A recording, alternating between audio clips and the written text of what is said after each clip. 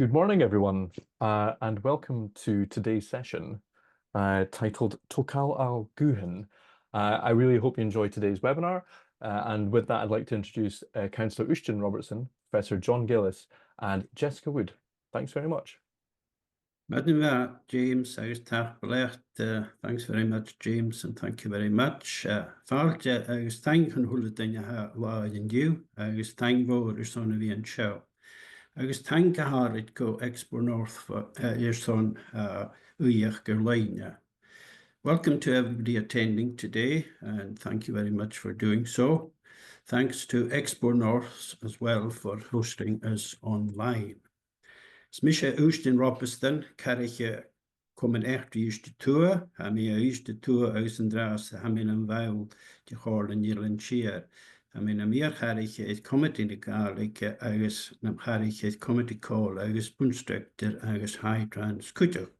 I'm Uist Robertson, Chair of Comann Uist Tuath. I'm from North Uist and currently an elected member of Corn and Irland Cheer. I am Vice Chair of the Gaelic Committee and Chair of Transportation and Infrastructure Committee and also of High Trans. Colin Ymindu, Ian Mercalias, Rukug Ian Mercalias and the Wachnamatag on Uist Tuath, Heidi a Copage Margochta and the Malawi Africa, Agus Kirch and a Halapa, Agus Heidi and Sas and the full of Medicach, Agus Ramsachu, Heine Urised is Comann Uist Tuath. Has the fiach in a good Gaelic Lissachu. With me today is John Gillies, who was born in Lochmaddy, North Uist. He has worked as a doctor in Malawi, Africa, and the Scottish borders, and has been involved in medical education and research. He is a trustee of Comann Uist Tuath and is trying to improve his Gaelic, and as far as I'm concerned, doing a very good job of it too. Colin Kutuk ha Jess Wood, I na Hollandach PhD ek Alhai Operaen, agus Fuyach Colin Teolach and Snehelen in the near. Ha Jess we a co-oprach Colin Comann Uist Tuath a project Adi soon, well, da wile agus ga richet. Ha Jess a klech cook da juppers. Itter husper also lope jechke torste støy en da goed na science and social sciences slaan de kiawichte. With us today is Jess Wood. Jess Wood is a PhD student at the University of Aberdeen and lives with her family in the Western Isles. Jess has been collaborating with Comann Uist Tuath on the Soon project since 2022. Jess applies an interdisciplinary approach to her work that incorporates both the social sciences and applied health services. Next toch bekken man Comann Uist Tuath, ha je steeg al nu tia fichet agus sheikh agus ha het is gal hajenis egal hajis ha torst te warach goinkus na hames en akin a horst pool. Te fatiger achgus goinstukkus kanjach kun je filmelach kun shen doen ook agus doen unarig. A giúsach gwas dúalchas agus áranneach eileneach son glósa de joust go sisfachsa san mi hín a clechga gaiiseach suspendeach agus do ventain. A cumaltaich di féman canan is faiachgan sa Gaelic am an gondarslas na Gaelic ag a chtíir. Gabach Comann Tianvad an a bhí dealabhah agus Colin an dervih coirsnach agus a ramsach go dúalchas na Gaelic agus sisfas árinneach agus dragaman a gopile compárstachas academicach. Thank woord an ideas funders on teich gedeket, teich woord an project a galas de soepeltjach moor a hoef moenjachug. The Comann Uist was formed in 1987 and have taken over Carnage School, which gives us additional space in order to realise our aims, which are a welcoming space anchored in the community to meet the needs of old, young and isolated alike, learning from our heritage and island environment to move forward sustainably into the future using our tangible and intangible resources, supporting the roots of Gaelic language and expression in a community with Gaelic at its heart. The community took the lead role in designing and carrying out the community survey and exploring Gaelic heritage well-being and environmental sustainability and concerns, working with academic partners. Thanks very much to the Ideas Fund for funding great support throughout the project, including considerable flexibility around funding. Mineiste glúasid go aidir sound agus amis mechon go John Togail Mayon show. John is now going to talk about aidir sound, which is attention to well-being. Shake John. Mór tang Uisdean, bhfuil gam clointsin. Cléfa. Well, Fáilte's furan Oravulik Uamsu Kuchuk, a very warm welcome from me as well, and thank you for attending this event. Aidirsund is, which means focus on well-being, as Uisdean said, is a project under the auspices of Comann Uist Tuath. Our academic partners through this have been the University of Aberdeen, represented here by Jess, who dealt with well-being, University of the Highlands and Islands and the Language Sciences Institute and Guthan and Ellen, run by Gordon Wells, and the University of St Andrews on Digital Heritage. And the important thing perhaps is that we have worked with community members as co-researchers, not just research subjects, as is often the case in these collaborations. And this philosophy of the community as co-researchers has been key to and has permeated the whole project from start to finish. And I think that will be evident by the end of today's conference. So what did we aim to do? Well, as you can see on the slide, we wanted to learn how our current well-being activities could be improved by working with health partners through heritage and culture and Gaelic. We wanted to discover We wanted to discover how recent research into the community use of the Gaelic language could enrich our Gaelic activities, look at how virtual reality could contribute to our local sense of place, value, féinania, identity and well-being, and very important to look at how the community could use these studies to shape the development of Scoil Charanish, which, as Uisdean said, is the former primary school building that Comann purchased as its base for development. These are quite ambitious aims, and we'll explain throughout the course of the day how we have achieved these. I'll now pass on to Jess, who will highlight some points from the community survey. Over to you, Jess. Matinva, thank you, John, and also thank you to Uisdean for introducing me earlier in Gaelic and in Beulah, so that was really nice.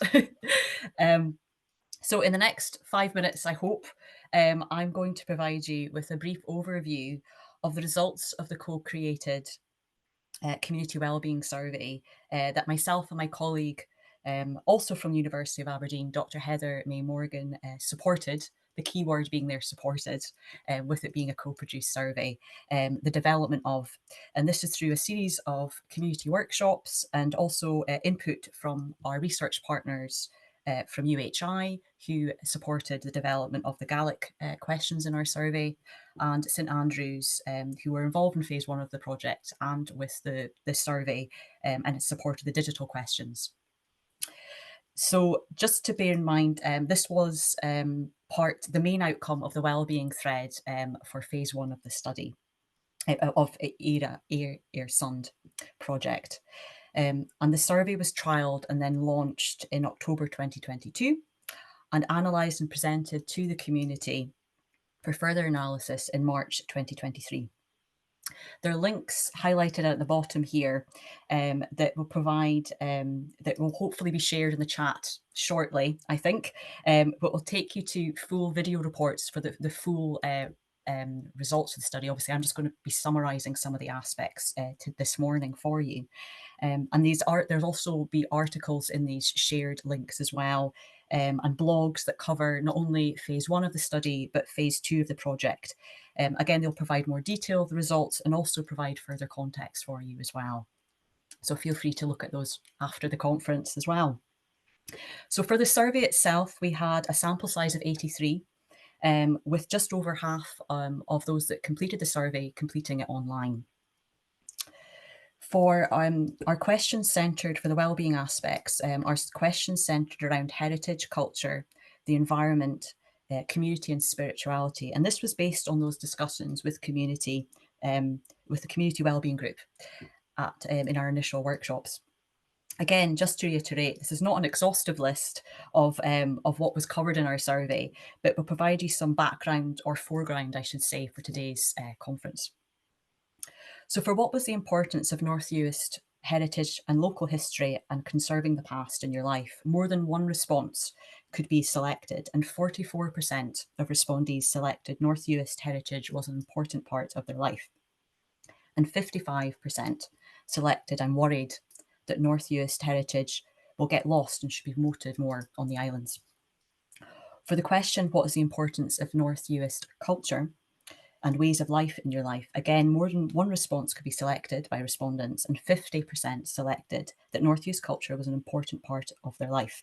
And 52% selected that they were worried about North Uist culture being lost and should be promoted more on the islands.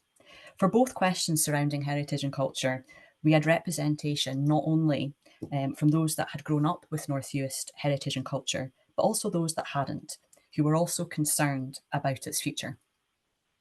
For what was the importance of North Uist land and sea environment in your life?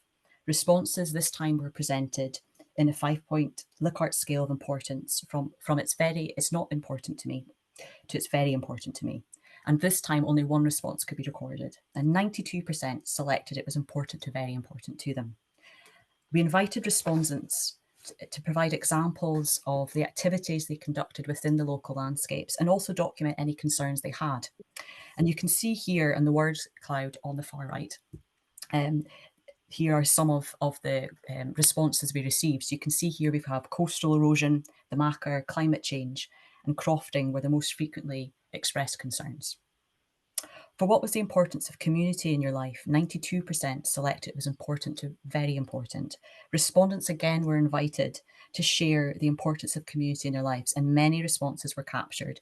And here's just one example in this quote here about community being hugely important to this respondent's life.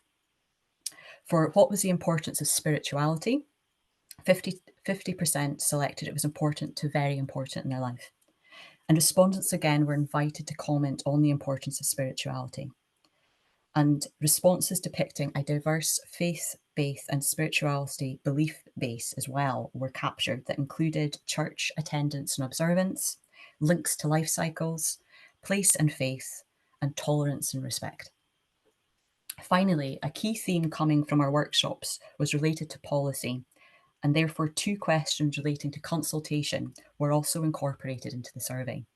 The first related to local concerns being heard at regional and national levels, and the second relating to being fully consulted on decisions that impacted locally.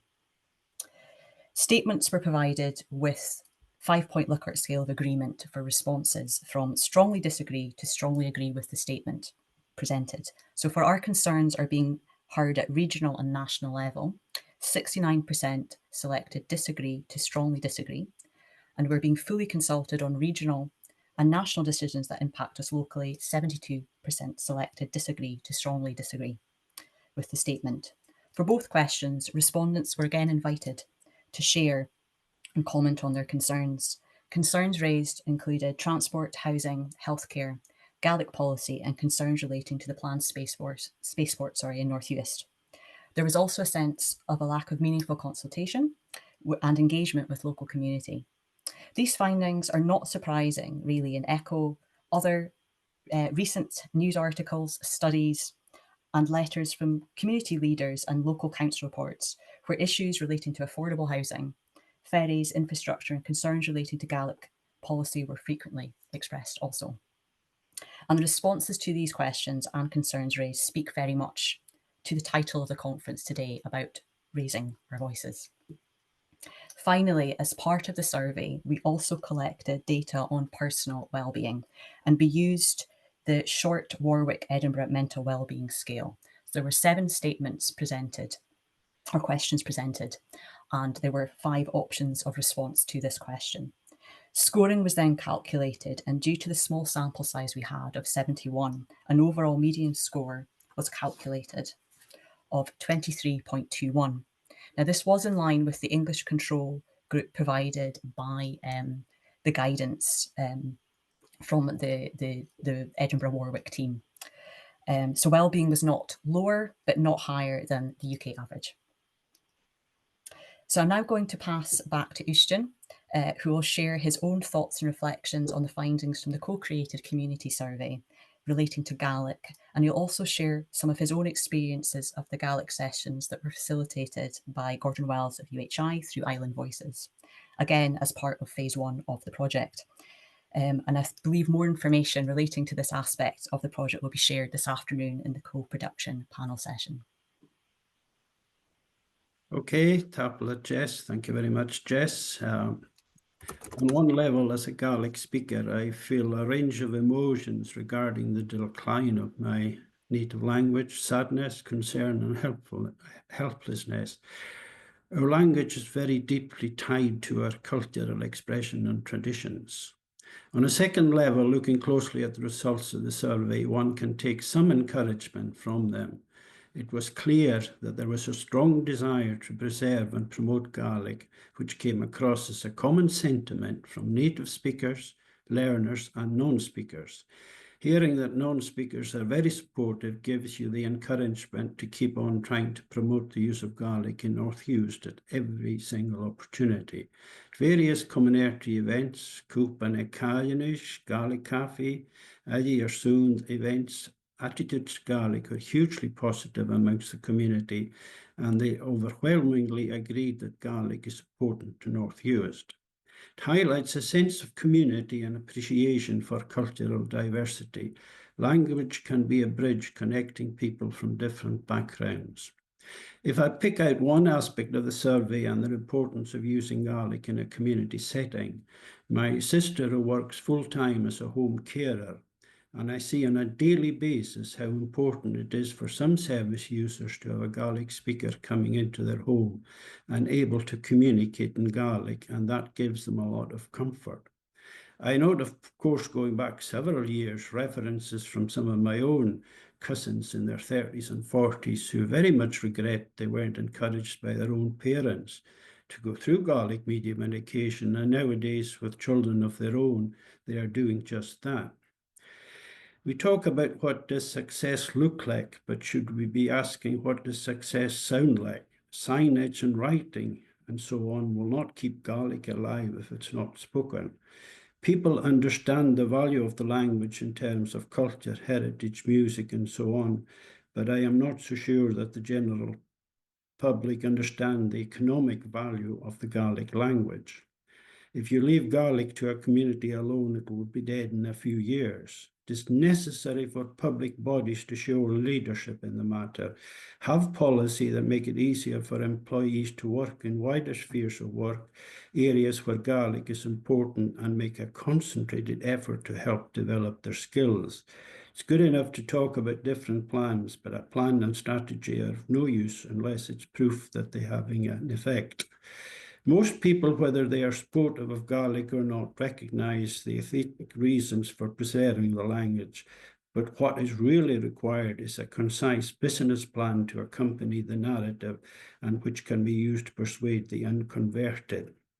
Gaelic medium education has been hugely successful, but the process could be compared to the nurturing of a healthy fruit tree, but failing to harvest and process the produce for gain at the end.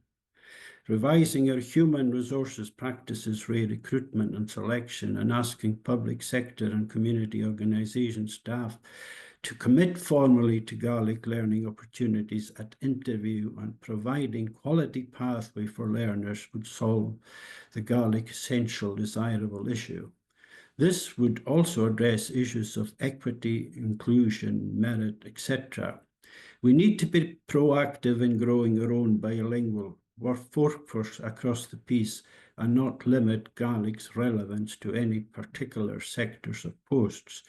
Hard data shows the effectiveness of eSchool, but it is difficult to see how effective funding is in other organisations that have been tasked with advancing the Gaelic cause.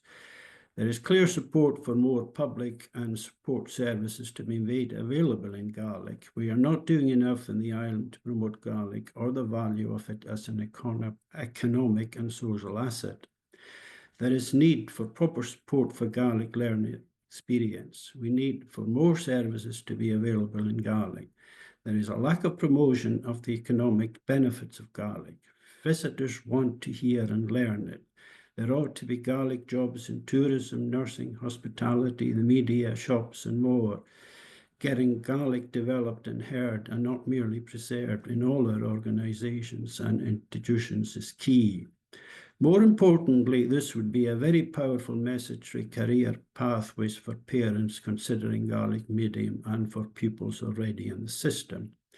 I feel that certain groups seem to get a higher priority in getting funding than others from Scottish Government and Bord Gaelic. Our own engagement with Scottish Government recently has been encouraging, and hopefully we will get some funding going forward. In terms of our own community, which has strong Gaelic ethos, we certainly feel that we are at the tail end of what might be a Gaelic funding prioritisation matrix, and that's stolen, I'm afraid, from Karl Marx. There is a current discussion on areas of linguistic significance, and we await with interest the outcome of these discussions. Some of the cynics amongst us say that that decision has already been made, and I certainly hope not. There's my thoughts on Gaelic, and that's been picked up from various meetings in my own community. Fairly strong views there, I'm afraid. I think we're moving on to you next, Jess, as far as I know. Yes, I'll move very quickly because I'm just conscious we're slightly over time. Yeah, if I could get the final slide, that's perfect. I'll go very quickly and then I'll be passing back to Uisdean to introduce the first session. But just to sort of recap, hopefully we've been able to provide you an overview of the first part of this project, and also some personal reflections and experiences as well relating to some of the findings from there as well. In phase 2, which we're showcasing this morning, we're orientated to a community-led ethnography that explores links to wellbeing of the key areas that I've summarised and we've looked at this morning just now, and how and to observe how they are enacted and articulated in day-to-day interactions in the community. Finally, we're really, really excited about sharing this work along with the other work that the Historical Society have been conducting, and also looking forward to some engaging panel discussions today as well of how this work can, along with other community-led work that is being undertaken on the islands, can support not only our island communities' health, but also their economic, environmental and cultural futures. So I'll just pass back now to Uisdean, who will open the first session for today. Okay, thank you, Jess. Now I'm going to introduce Gloria McKillop, who's founding member of the Community Research Wellbeing Group, who will be chairing the next session. The floor is yours, Gloria.